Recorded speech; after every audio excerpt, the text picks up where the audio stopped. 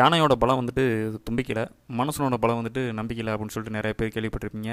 அந்த மாதிரி தான் பார்த்தீங்கன்னா எந்த ஒரு விலங்காக இருந்தாலும் சரி, பறவையாக இருந்தாலும் சரி, அதோட உடல் பாகத்தில் ஏதாவது ஒரு பார்ட்ஸ் வந்துட்டு அதோட பலத்தை கூட்டி கொடுக்கும். நம்மளோட தமிழன் ட்ரெண்டிங் சேனலில் தொடர்ந்து பார்க்குற உங்கள் எல்லாத்துக்குமே வணக்கம். நாம் இந்த வீடியோவில் என்ன பார்க்க போகிறோம் அப்படின்னு பார்த்தீங்கன்னா, நாம் வீட்டில் வச்சிருக்க மாட்டுகளுக்கு கொம்பு இருக்குது பார்த்தீங்களா, கொம்பை வந்துட்டு எப்படி நம்ம பராமரிக்கணும், ஏன் பராமரிக்கணும், அந்த கொம்பை பராமரித்தோம் அப்படின்னோம்னா என்னென்ன நன்மைகள் கிடைக்கும், கொம்பை அப்படியே விட்டுட்டோம் அப்படின்னோம்னா என்னென்ன பிரச்சனைகள் வரும் மாட்டுக்கு, அதுக்கப்புறம் பார்த்தீங்க அப்படின்னா அந்த கொம்பை எப்படி சீவணும், நாம் சீவலாமா இல்லை ஆளை வர வச்சு சீவலாமா அப்படின்னு யோசிப்பீங்க. அது எப்படிங்கிறதையும் டீட்டெயில்ஸ் சொல்கிறேன். அது மட்டும் இல்லாமல் ஒரு கொம்பை எத்தனை மாதத்துக்கு ஒரு தடவை, அதாவது எவ்வளோ நாட்களுக்கு அப்புறம் ஒரு முறை சீவனத்துக்கு அப்புறம் அடுத்த முறை சீவலாம் அப்படிங்கிற விஷயத்தையும் பார்த்துடலாம். இந்த வீடியோ பார்க்குற நிறைய பேர்கிட்ட வந்துட்டு ஆடு மாடு இருக்கும். அப்படி இல்லாட்டியும் பரவாயில்ல, இந்த வீடியோ ஃபுல்லாக பாருங்கள். ஆடு மாடு வச்சிருக்கவங்கள்ட்ட, உங்களுக்கு தெரிஞ்சவங்கள்ட்ட இந்த விஷயத்தை சொல்லி கொம்பு சீவுறது எவ்வளோ அவசியங்கிறத நீங்கள் கண்டிப்பாக உங்களுக்கு புரிய வைங்க. கண்டிப்பாக கொம்பு சீவுறது ரொம்ப ரொம்ப முக்கியம். இப்போ வந்துட்டு கொம்பை எப்படி சீவலாம் அப்படிங்கிற மேட்டரை பார்த்துடலாம்.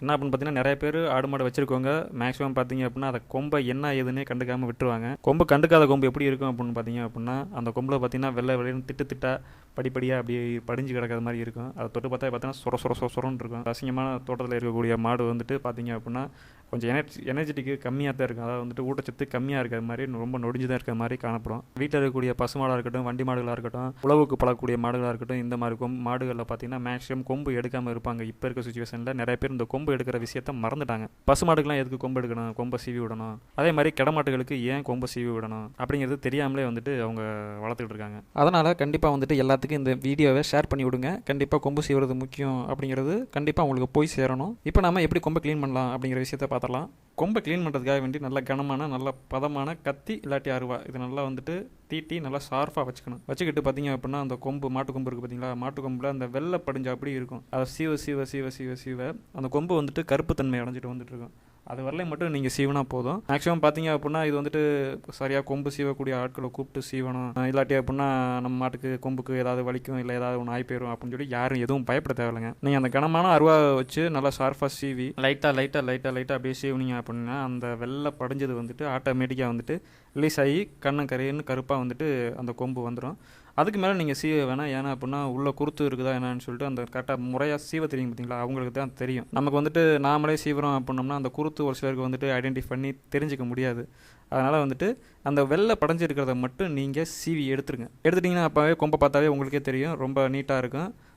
முன்னாடி பார்த்த மாட்டுக்கும் இப்போ இருக்க மாட்டுக்கும் வந்துட்டு ரொம்ப டிஃப்ரெண்ட் தெரியும். நிறைய பேர் நினைப்பீங்க வந்துட்டு கொம்பை சீவும் போது பார்த்தீங்கன்னா மாடு துள்ளும், இல்லை முட்டை வரும், இல்லை வலிக்கும் அப்படின்னு நினைப்பீங்க. மாட்டுக்கெல்லாம் சுத்தமாக வலிக்காது, முட்டவும் முட்டாது. ஏன் அப்படின்னு பார்த்தீங்க அப்படின்னா நம்ம அந்த சீவறது வந்து பார்த்தீங்கன்னா அதுக்கு உனக்கை அதாவது சுகமாக இருக்கும். அதனால் வந்துட்டு மாடு துள்ளவும் துள்ளாது, எதுவும் பண்ணாது. இப்போ கொம்பை நம்ம சீவினதுக்கப்புறம் பார்த்தீங்க அப்படின்னா உங்களுக்கே தெரியும், முன்னாடி இருந்ததுக்கு இப்போ ஏகப்பட்ட மாற்றங்கள் தெரியும். இதுக்கப்புறம் பார்த்தீங்க அப்படின்னா விளக்கெண்ணெய் எடுத்து நம்ம கொம்பில் பூசணும். மேக்ஸிமம் கடைகளில் வாங்காமல் விளக்கெண்ணெய் வந்துட்டு எங்கே செக்கில் ஆட்டுறாங்கன்னு பார்த்து ஒரு லிட்டர் 1.5 லிட்டர் வாங்கிட்டு வந்து எப்பவும் நீங்கள் வீட்டில் வச்சுக்கோங்க. அது கெட்டு போகக்கூடிய பொருள் கிடையாது. அதனால் வந்துட்டு எண்ணெய் வாங்கிட்டு வந்து வச்சுக்கோங்க.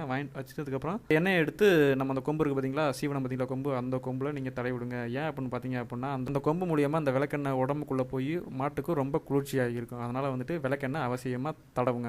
நிறைய பேர் நினைப்பீங்க ஏன் மாட்டுக்கு கொம்பை சீவணும், அதுக்கு எதுக்கு எண்ணெய் பூசணும் அப்படின்னு நினைப்பீங்க. நாம் எப்படி குளிக்கிறோமோ அதே மாதிரி சேவ் பண்ணுறோமோ அதே மாதிரி தான். சேவ் பண்ணும்போதும் பார்த்தீங்க அப்படின்னா நம்ம சேவ் பண்ணதுக்கப்புறம் அந்த இடம் ரொம்ப ஃப்ரெஷ்ஷாக இருக்கும். குளிக்கும்போது பார்த்தீங்கன்னா நம்ம உடம்புல இருக்க அழுக்கெல்லாம் ரிமூவ் ஆகி ரொம்ப காத்தோட்டமாக ஃப்ரீயாக இருக்க மாதிரி ஒரு இதை ஃபீல் பண்ணுவோம். அதே மாதிரி தான் மாட்டுக்கும் குளிப்பாட்டுறது எவ்வளோ முக்கியமோ அதே மாதிரி கொம்பை சீவுறதும் ரொம்ப ரொம்ப முக்கியம்.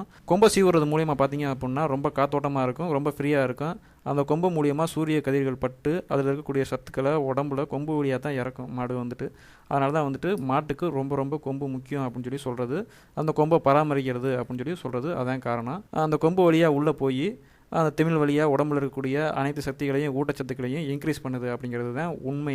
அதே மாதிரி பார்த்தீங்க அப்படின்னா ஜல்லிக்கட்டுக்கு போகிற காளைகள் மேக்ஸிமம் கொம்பு எடுத்துருவாங்க. அதாவது கொம்பை நல்லா சீவி ரொம்ப பராமரிச்சு வந்துருப்பாங்க. அதனால தான் பார்த்தீங்கன்னா ஜல்லிக்கட்டு காளைகள் மேக்ஸிமம் ரொம்ப திடகாதிடமாக இருக்கும். சில பேர் பார்த்தீங்க அப்படின்னா நம்ம வீட்டில் இருக்க பசுமாடுகளுக்கு எதுக்கு கொம்பு எடுக்கணும் அப்படின்னு சொல்லிட்டு அலட்சியமாக இருப்பீங்க. பொங்கல் டைமில் பார்த்தீங்கன்னா பெயிண்ட் அடிச்சோம், ரசாயன பெயிண்ட் வந்துட்டு கொம்புகள் அடிச்சு விட்டு ஒரு ரசனைக்காக வேண்டி அழகுக்காக வேண்டி அடிச்சு விட்ருவோம். அது வந்துட்டு அந்த கொம்பில் இருக்கக்கூடிய அந்த கேப்பு அந்த இதெல்லாம் வந்துட்டு சுத்தமாக அடைச்சிக்குச்சு அப்படிங்கும்போது அந்த கொம்பு வழியாக வந்துட்டு எந்த சக்தியும் வந்துட்டு சூரிய ஒளியை வாங்க முடியாது. அதனால் பார்த்திங்கன்னா மாட்டோட வளர்ச்சியும் சரி அதோட செயல்பாடுகளும் சரி கம்மியாக மந்தமாக இருக்கிற மாதிரி காணப்படும். அதனால் வந்துட்டு வீட்டில் இருக்க பசுமாடு கொண்டு பார்த்திங்க அப்படின்னா அந்த கொம்பை எடுத்துறது ரொம்ப ரொம்ப நல்லது. பெயிண்ட் அடிக்கிறத முடிஞ்சளவு தவிர்க்கிறது ரொம்ப நல்லது. மேக்ஸிமம் சந்தனம் இந்த மாதிரி நீங்கள் பூசிக்கிட்டீங்க அப்படின்னா வந்துட்டு அந்த மாட்டுக்கு எந்த விதமானதும் தாக்காது. கொம்பை வந்துட்டு காத்தோட்டமாக இருந்துச்சுன்னா தான் மாடு வந்துட்டு நல்லா திரகாத்திரமாக இருக்கும். அதை நீங்கள் புரிஞ்சுக்கணும். கொம்பை செய்வதனால பார்த்தீங்க அப்படின்னா மேக்ஸிமம் பசுமாடுகள் வந்துட்டு அதிக கறவை தன்மையை அதிகப்படுத்தும். அதாவது இப்போ 1 லிட்டர் 2 லிட்டர் நாட்டு மாடுகளே பார்த்தீங்க அப்படின்னா 2 லிட்டர் தான் அதிகபட்சம் கறக்கும். இதே நல்லா க்ளீன் பண்ணி கரெக்டாக முறையாக பராமரிச்சு வந்தோம் அப்படின்னோம்னா ஒரு லிட்டர் சேர்த்து கறக்க வாய்ப்புகள் நிறையா இருக்குது.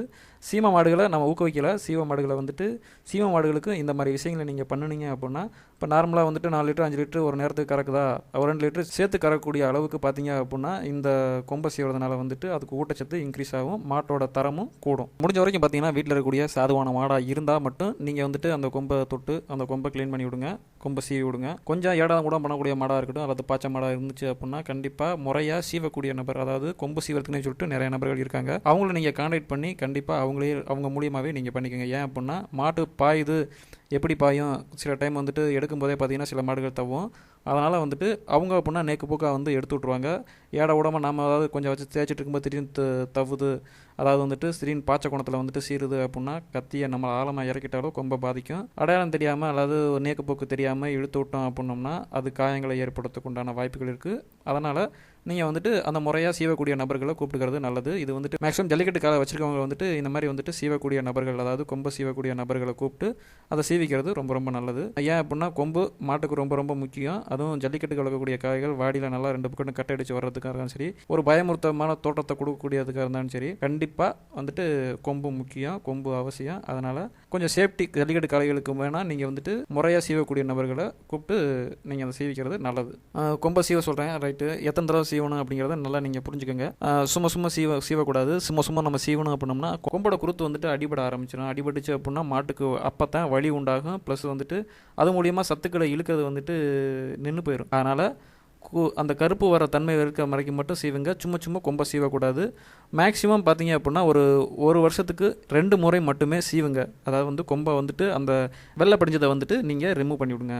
மேக்ஸிமம் பார்த்தீங்க அப்படின்னா அந்த ஜல்லிக்கட்டு கடை வச்சுருக்கவங்களாம் வந்துட்டு என்ன பண்ணுவீங்க அப்படின்னா நம்ம காலை வந்துட்டு நல்லா வரணும், அடிக்கடி அடித்து வரும்போதும் சரி பார்க்குறதுக்கும் சரி நல்லா இருக்கணும் அப்படிங்கிறதுக்காக வேண்டி என்ன பண்ணுவீங்க அப்படின்னா அந்த கொம்பை வந்துட்டு அடிக்கடி நீங்கள் க்ளீன் பண்ணுவீங்க அல்லது சீவுவீங்க. அப்படி சீவினீங்க அப்படின்னா அதோட கொம்போட அந்த குருத்து அடிபட ஆரம்பிச்சிடும். குருத்து அடிபட ஆரம்பிச்சிச்சு அப்படின்னா அதோட வளர்ச்சித்தன்மை நின்று போயிடும். மெயினான விஷயம் என்னென்னா அதோட வளர்ச்சித்தன்மை நின்று போயிடும். வளர்ச்சித்தன்மை நிற்கிறது மட்டும் இல்லாமல் மாடோட ஊட்டச்சத்து எவ்வளோதான் நீங்கள் கொடுத்தாலும் நேச்சுரலாக கிடைக்கக்கூடிய அந்த சூரிய ஒளியிலிருந்து கிடைக்கக்கூடிய ஊட்டச்சத்து வந்துட்டு அந்த கொம்பு வழியாக உள்ளே இறங்காது. இதனால் வந்து பார்த்திங்கன்னா நம்ம எவ்வளோ தான் கஷ்டப்பட்டு தீவனம் போட்டு வச்சு மேனேஜ் பண்ணி கொண்டு போய் நம்ம ஜல்லிக்கட்டில் அவுத்தாலும் அதோட வீரியம் குறையும். அதனால் கொம்பை சீவுறது வந்து பார்த்திங்கன்னா ஒரு வருஷம் வேடிக்கைக்கு போகிறீங்க அப்படின்னா வருஷத்துக்கு ஒரு முறை மட்டும் அந்த வாடிக்கை போகிற டைமில் மட்டும் கொம்பை எடுத்து விடுங்க.